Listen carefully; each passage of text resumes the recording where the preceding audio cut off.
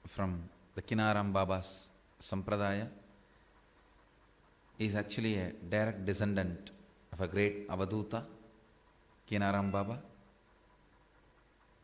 On behalf of me and Nithyananda Sangha, I welcome Atmaram Maharajji, Agor Pitadishwar, with all my respects. With all my respects, we are honored to have you here, Swamiji.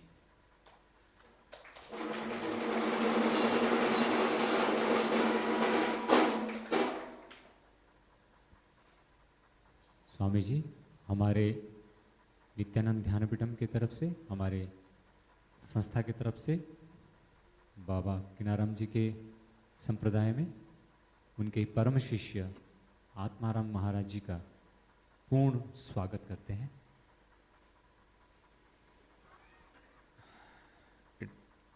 We are honored to have Maharaj ji here. ये सम्मान की बात है कि आज महाराज जी हमारे साथ यहाँ पे हैं।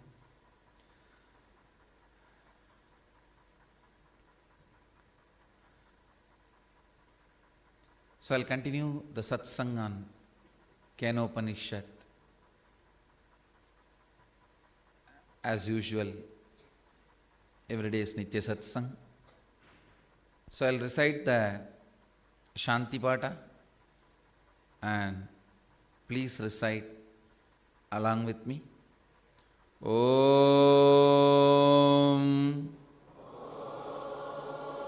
Apyayantu Mamangani Vak Pranaha Chakshushrotram Atho Balam Indriyani Cha Sarvani Sarvam Brahmopanishatam Maham Brahma Nirakuryam Mama Brahma Nirakarot Anirakaranam Asta Nirakaranam Me astu Tatatmani Nirateya Upanishatsu Dharmaste Mayi Santu Te Mayi Santu Om Shanti Shanti Shanti. Listen.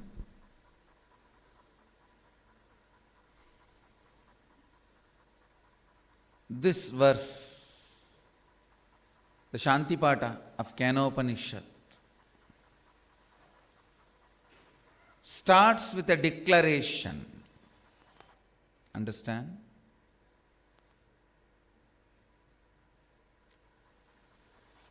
Even prayer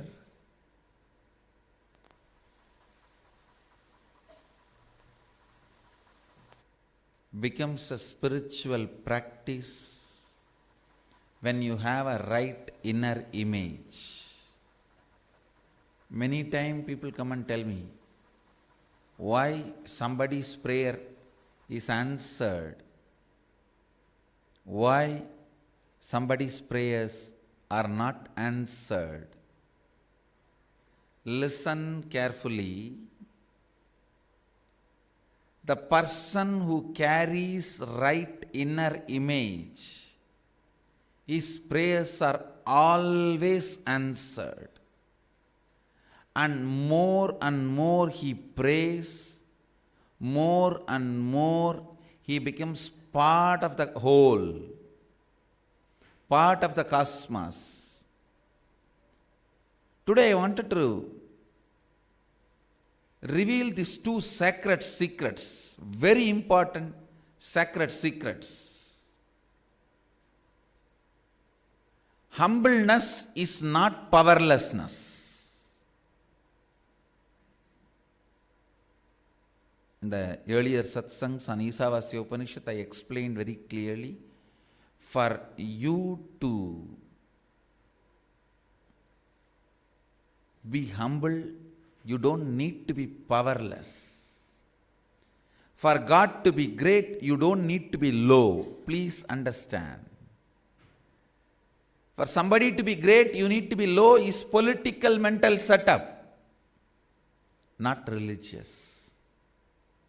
He can be great, you can be great, because both are from same source. Both are ultimately one and the same. If you have low inner image, sometimes your prayers may get answered, but you will never be out of suffering. You will never be out of suffering. When you have the right inner image, not only you will manifest your prayers, you will be experiencing oneness with the reality. Understand? Experiencing oneness with the reality is not only your ambition, it is the ambition of even the whole. Sadashiva is waiting for you to declare you are Shiva. Understand? He doesn't feel angry or jealousy when you declare Shivoham. No. I am giving you the insider secret. Many of you believe if I declare Shivoham, Shiva will say, hey, what do you mean? Are you qualified for it? Get qualified. How dare you are? No, that is not the response you are going to receive from Sadashiva. Even superficially, with all your great self-doubt, self-hatred, self-denial, you declare meekly, I think I am Shivoham, but for my wife in my life, but for this disease in my life, if this poverty is not there, maybe I think I am Shiva. Even if it is meagerly done, with so much of self-doubt and self-hatred and self-denial, Sadashiva feels tremendous joy and he just opens up and he only feels what are the part and corners of your inner space, he can enter and make that Shivoham as a permanent reality to you. Understand?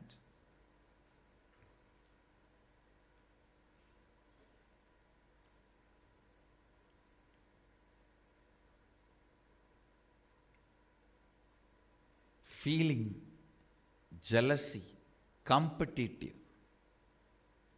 claiming exclusivity, authority is not the space of Sadashiva. I am telling you as an insider.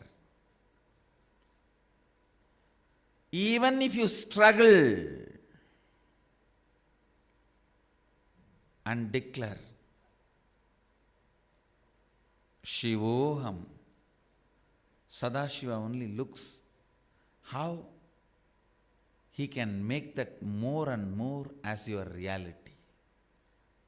More and more into your reality.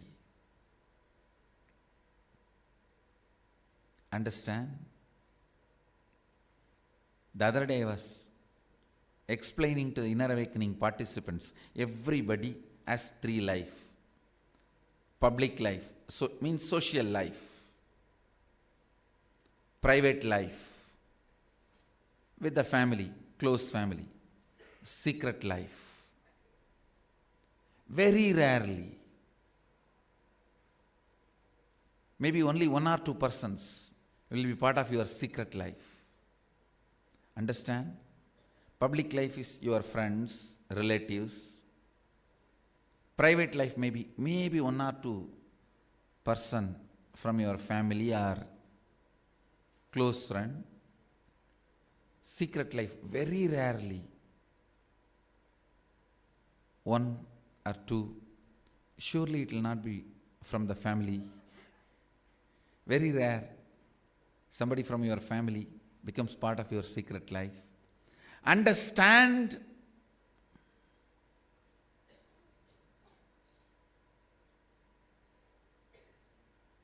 when you are praying with a low self-image, low inner image, oh God, you are great, but I am sinner.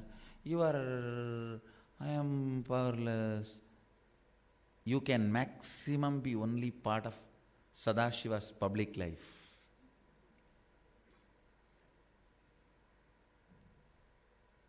Only from the right inner image, when you declare Shivoham, you enter into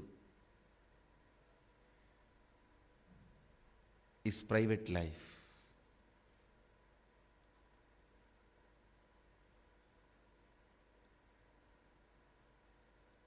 When you understand, he is not jealous of you, he is not unhappy having you as him. When you catch the secret, he is also celebrating you. He is waiting for you. Not only he is not jealous, he is waiting to celebrate you, and he is waiting to make your declaration as reality, even if it is with all the self-doubt, self-hatred, self-denial. When you understand this secret and declare Shivoham as your reality, you become part of Sadashiva's secret life. Understand, God is not one, God is oneness. If God is one, the God has to be jealous. He has to be holding his seat, authority, throne. But Sadashiva knows the reality. Oneness is God, not one. So, he is waiting for every one of us to celebrate the oneness, to celebrate his existence. Understand? This is the most important secret you need to know.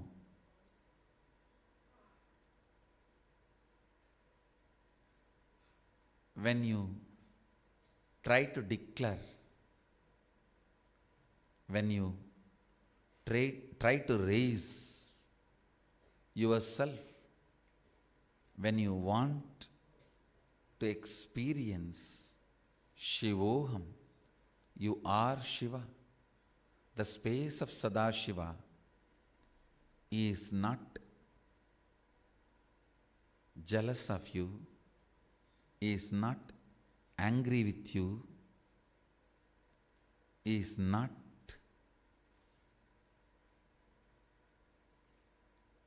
disturbed by you. He welcomes you and celebrates you. Understand? Sadashiva's social life, public life is what you read in Puranas. He went and killed that demon. He went and blessed that devotee. All that. Whatever he shared personally as the original secrets of enlightenment, as Agama to Devi, Subramanya, Nandi, all of them are part of his private life. Rare beings who are able to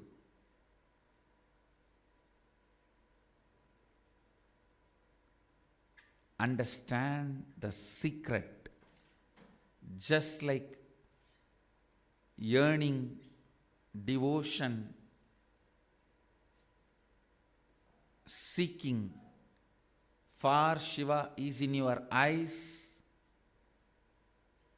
The same seeking is there in Sadashiva's eyes for you to be one with him.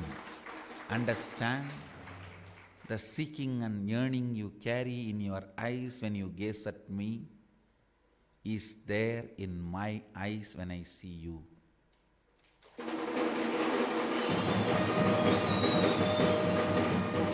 This is the secret of the secret. Whoever catches that secret of the secret and declares the truth, yes, when I decide to be he is waiting to have me as he. Just like I was waiting, he was also waiting. Whoever understands this secret and declares Shivoham, they become the part of Sadashiva's secret life.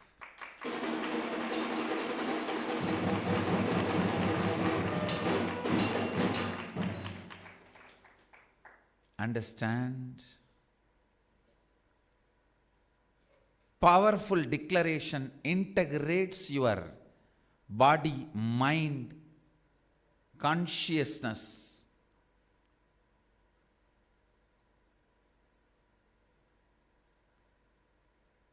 Brings tremendous completion with Sadashiva, makes you experience the inner space of Sadashiva and manifests the powers of Sadashiva.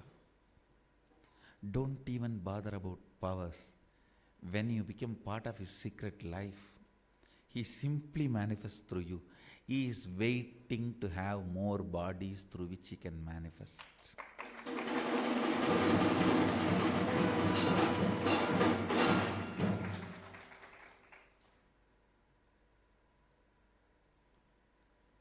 If your eyes are carrying deep yearning,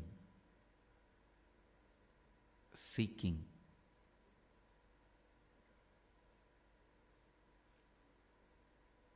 I guarantee you, when he sees you, his eyes also have to carry that same seeking, yearning for you.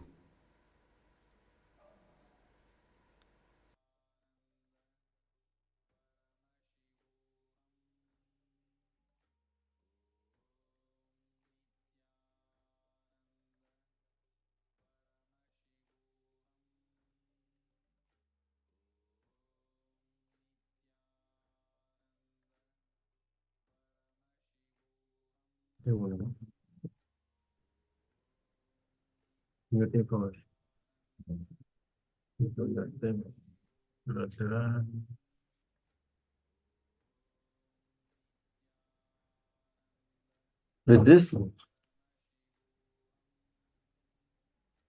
having Sadashiva as a part of our secret life, let us enter into the power manifestation session.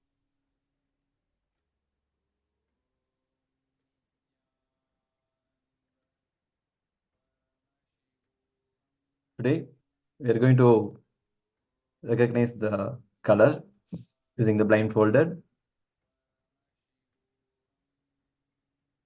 So with this powerful cognition, please sit straight with your cross leg, head, neck, and spine in a straight line. Visualize Bhagavan Nithyananda Paramashivoham in your third eye.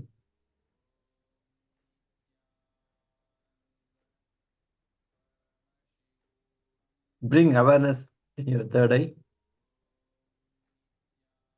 And having the powerful cognition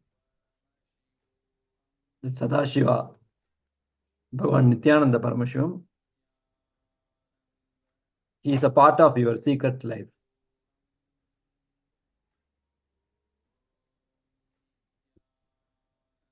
Keep chanting the Mahavakya Om Nithyananda Paramashivoham.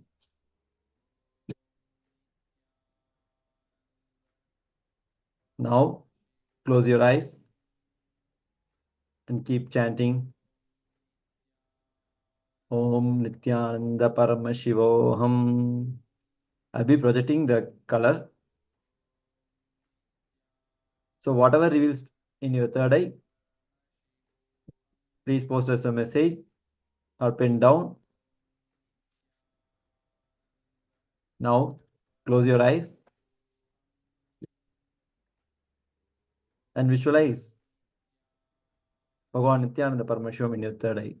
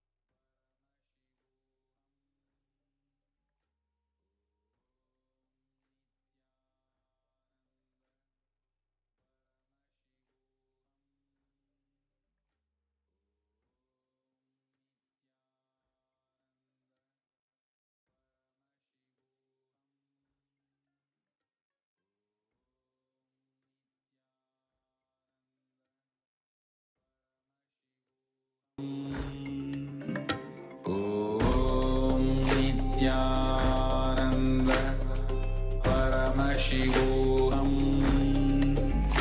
Om Nithyananda Paramashivoham. Om Nithyananda Paramashivoham. Om Nithyananda Paramashivoham. Om Nithyananda Paramashivoham. Om Nithyananda Paramashivoham. Om Nithyananda Paramashivoham. Om Nithyananda Paramashivoham. Om Nithyananda Paramashivoham. Om Nithyananda Paramashivoham. Om Nithyananda Paramashivoham.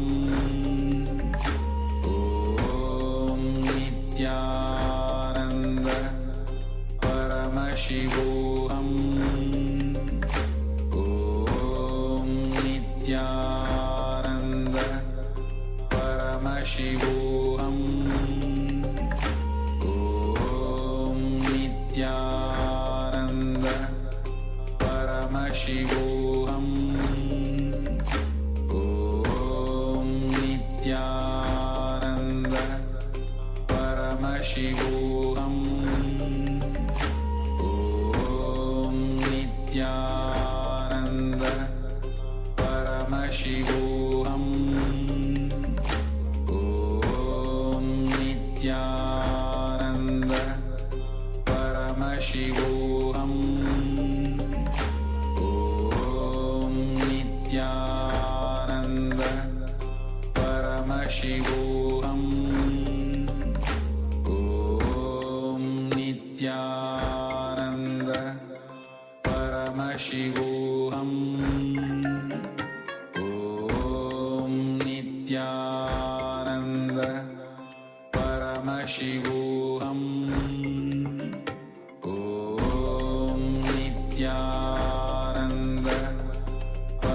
Paramashivoham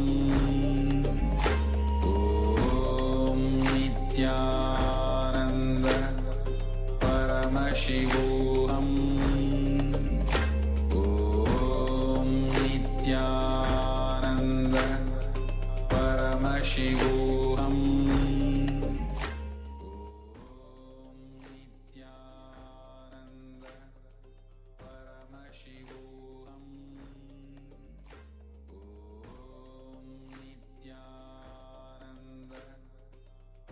Paramashivoham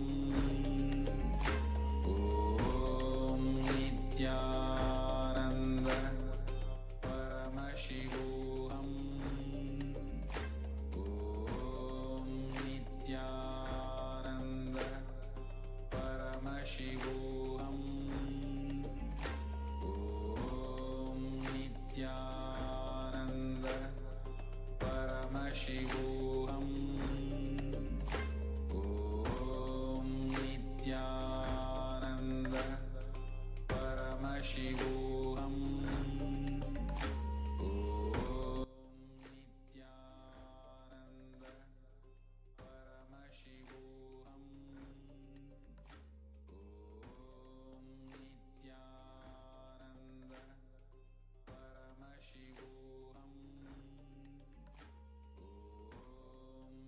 Now, open your eyes and see the color being projected and verify your answers, whatever is revealed to your third eye.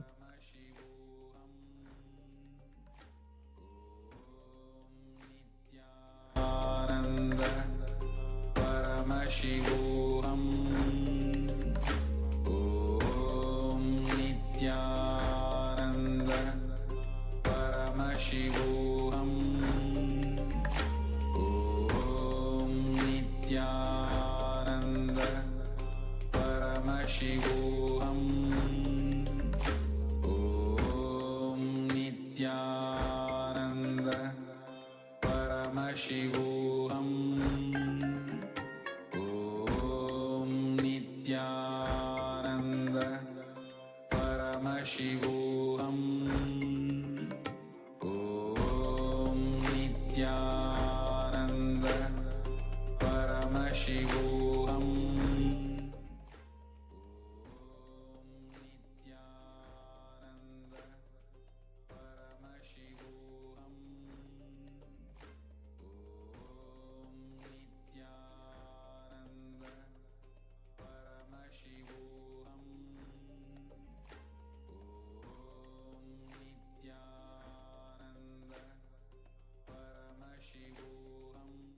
With this,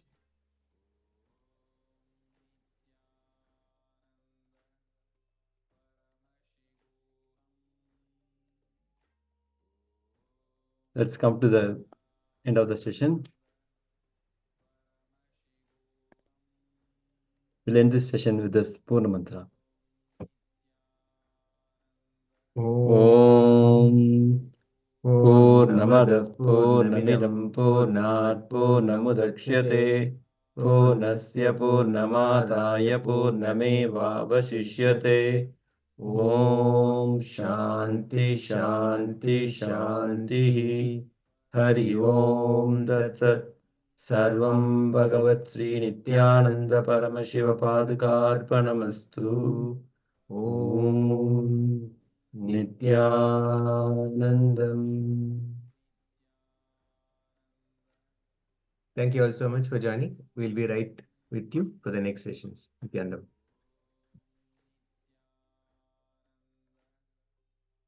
Paramashivoham